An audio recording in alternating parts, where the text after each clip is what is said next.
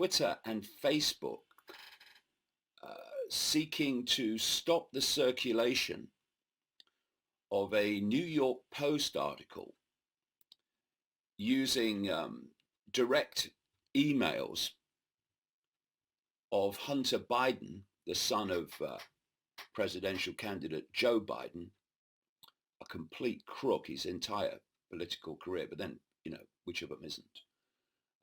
And it reveals that Biden Joe and Biden Hunter have been lying about Hunter Biden's relationship with a Ukraine energy company, which has been paying Hunter Biden a very large sum of money per month to sit on its board.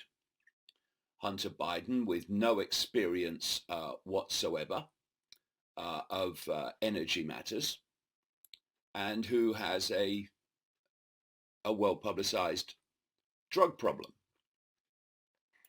And at the time that Hunter Biden was sitting on this board, Joe Biden was vice president of the United States to Barack Obama. As always, a deeply, deeply corrupt administration. Obama is extraordinarily corrupt behind the fake smile. And it was denied that there was any benefit or connection for the energy company of having the son of the vice president of the United States on the board. Well, it's very, very clear that all along that wasn't the case. But these emails confirm it. And the one of the central points is that a prosecutor in Ukraine, of course, America has a lot of influence. It controls Ukraine. But one of the central points is that a prosecutor in Ukraine was in the process of prosecuting this energy company. And you can see the clip. It was at the World Economic Forum of the 1%. Joe Biden bragging that he had that prosecutor fired, so that if you take that on, his son's energy company would no longer be prosecuted. And these emails have come to light, confirming the connection that Hunter Biden arranged for people from the energy company to meet Joe Biden, etc. But the reason that the other reason that this story is broken, another aspect of it, is that Twitter and Facebook took action to stop the circulation of this story by the New York Post because they said it was, quote, harmful or potentially harmful. This is the new thing, you see, harmful. Not illegal, not true, but harmful. This is the way that the British government is going as well with this word harmful. So if some bureaucrat or politician believes that posting something that's true might be harmful, no definition required, then it justifies censorship. And of course, that's just fascism under another name. So here's the story as described by the New York Post. Twitter, Facebook censor post over Hunter Biden expose. Both Twitter and Facebook took extraordinary censorship measures against the Post over its exposés about Hunter Biden's emails, with Twitter baselessly charging that hacked emails were were used. Hacked emails. But they weren't hacked.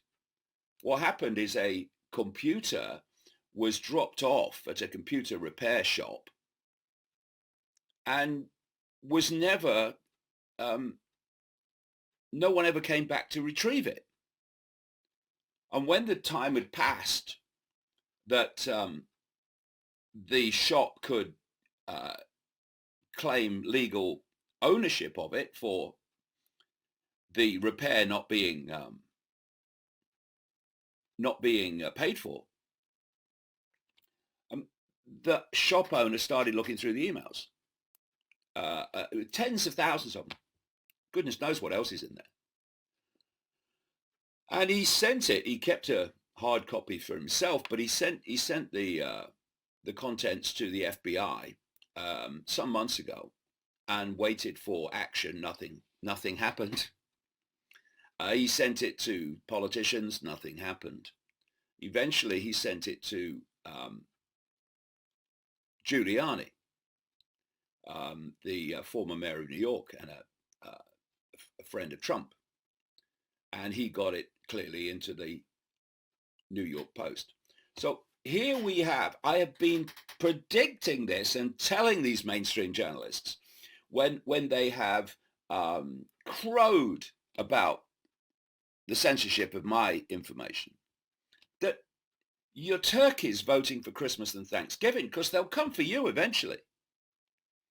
And here we are.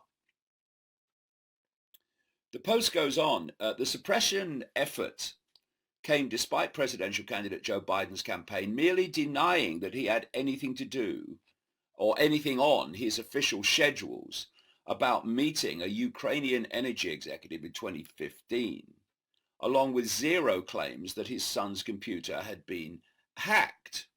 Now, please, if that's your only defense to what these emails say, that this meeting took place, organized by Hunter Biden, that it's not on Joe Biden's official schedules. I mean, even a moronic man like Biden is hardly going to put such a meeting on his official schedule so it can be found later. So it says the Post's primary Twitter account was locked as of 2:20 p.m. Wednesday because its articles about the messages obtained from Biden's laptop broke the social network's rules against distribution of hacked material, according to an email the Post received from Twitter, but it wasn't hacked. Twitter also blocked users from sharing the link to the Post article, indicating that Hunter Biden introduced Joe Biden to the Ukrainian businessman, calling the link potentially harmful. But to who? To a crook who's been lying over what happened along with his father. In line with our, this is Twitter, in line with our hacked materials policy, as well as our approach to blocking URLs, we are taking action to block any links to or images of the material in question on Twitter. This is Twitter run by this guy, Jack Dorsey. He's just a gopher for the global cult. I mean, as I've mentioned in these podcasts over the last few weeks, in the last month, I've had 2 7-day bans from Twitter for posting things that are in no way bannable, and a permanent ban can't be far away. To follow YouTube and to follow Facebook, because these people are facilitators of fascism while claiming to be woke social justice warriors. And anti-fascists. The company said it took the step because of the lack of authoritative reporting on where the materials included in the Post article originated. Well, they originated from Hunter Biden's laptop, left months ago and not retrieved at a computer repair shop. And it then goes on to say that the extraordinary move came after Facebook said it would limit the spread of the Post story on its own platform. The social network added that the story would be eligible for review by independent fact checkers. Well, what a contradiction in terms that is. The fact checkers are owned by the cult, set up by the cult, funded by the cult, to make sure that all fact checking says that any story challenging the official narrative of anything is not true and false, and supporting the official narrative, whatever it may be. US Senator Josh Hawley fired off a letter to Facebook CEO Mark Zuckerberg demanding answers about why the platform censored the Post's reporting. The seemingly selective nature of this public intervention suggests partiality on the part of Facebook, Hawley wrote, and your efforts to suppress the distribution of content revealing potentially unethical activity by a candidate for president raises a number of additional questions, which I expect responses to immediately. Well, where have you been, Mr. Hawley and everyone else on Capitol Hill? While these cult-created, cult-funded, owned, controlled Silicon Valley giants have been taking over global communications.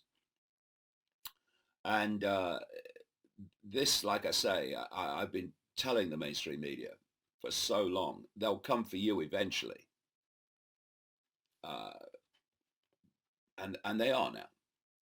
And God, the mainstream media are so pathetic. It's almost unimaginable how pathetic they are.